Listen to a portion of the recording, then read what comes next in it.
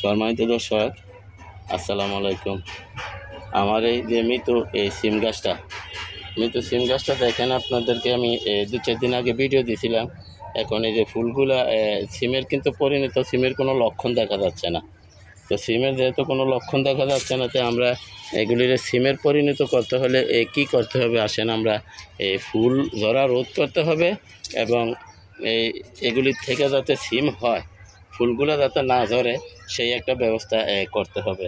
তো আসুন সেই জন্য আমরা কি সার দেব, কি ব্যবস্থা নেব সেটা আপনারা দেখেন। তার আগে একটু বলে ফেলি ভাই, আমরা এই যে ছাদে ভিডিও করি, চারদিকে অনেক আউট নয়েজ আসে, বিভিন্ন শব্দ আসে, সেজন্য ভাই দুঃখিত এবং ক্ষমা প্রার্থী।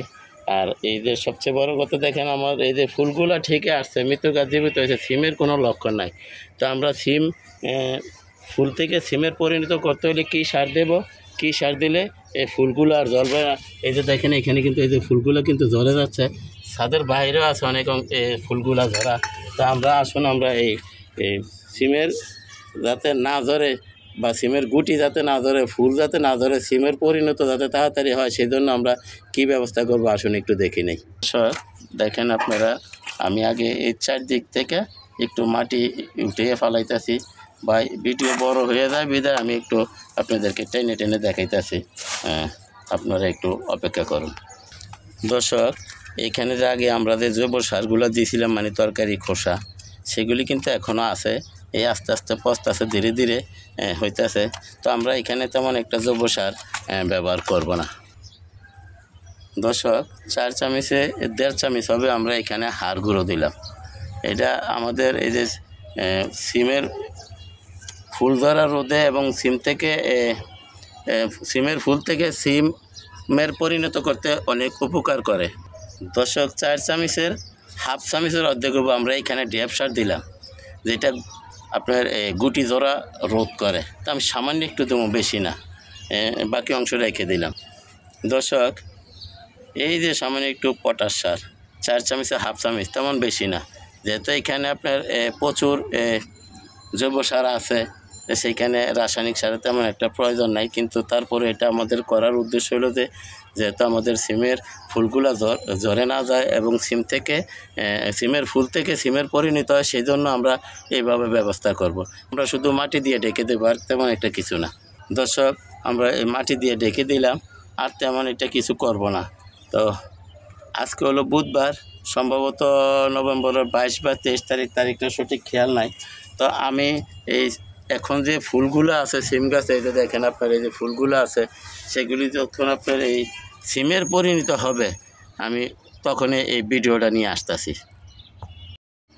দর্শক, 5 দিন পর ফিরে আসলাম, আলহামদুলিল্লাহ। এই যে দেখেন এই যে সিম দাঁড়িয়ে গেছে। আমি যদি আপনাদেরকে দেখে, এখানে আপনার 2টা দাঁড়িয়ে গেছে। তো যতগুলো ফুল ততটাই তো দাঁড়াবে। এই যে দেখেন এখানে দাঁড়িয়ে গেছে, আলহামদুলিল্লাহ, এগুলি কিন্তু সিম দাঁড়িয়ে গেছে। আমরা যদি দেখি, এই যে সিম দাঁড়িয়ে গেছে।